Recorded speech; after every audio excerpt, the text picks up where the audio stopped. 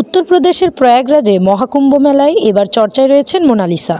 মহাকুম্ভে মালা বিক্রি করা এই শ্যামাসুন্দরী এখন নজর কাটছেন নেট দুনিয়ায়। মহাকুম্ভে তাকে ঘিরে উন্মাদনার চরমে।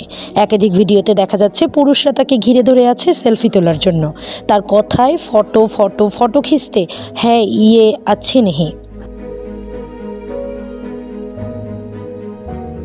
এরই মধ্যে কিছু লোকের হাতে হলেন চরম হেনস্থার শিকার।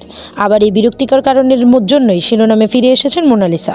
অনলাইনে তার ভিডিও ভাইরাল হওয়ায় তার ভিডিও দেখেই কিছু ভক্ত এদিন তার দোকানে এসে তার সাথে অভদ্রতা আচরণ করে বলে জানা যাচ্ছে। সেই ভিডিওটিও নিজের ইনস্টাগ্রাম পেজে শেয়ার করেছেন মোনালিসা, যেখানে দেখা যাচ্ছে লাল সালোয়ার পরা অবস্থায় মোনালিসা ভোসলেকে। দেখা যাচ্ছে তাকে ঘিরে থাকা ভিড় থেকে পালানোর চেষ্টা করছেন তিনি।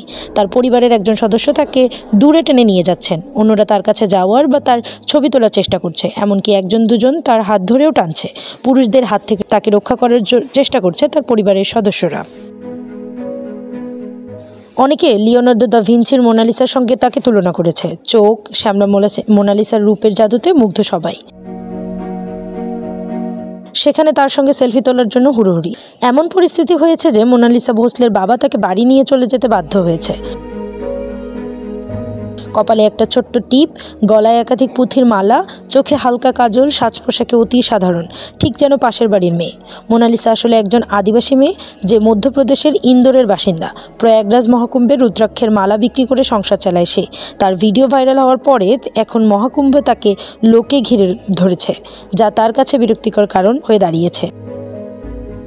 মোনালিসার ভিডিও, সেলফি ও রিলস তৈরি করে তাকে অনুসরণ করছে লোকজন। বাধ্য হয়ে এখন তাকে সাধুদের তাঁবুতে আশ্রয় নিতে হয়েছে।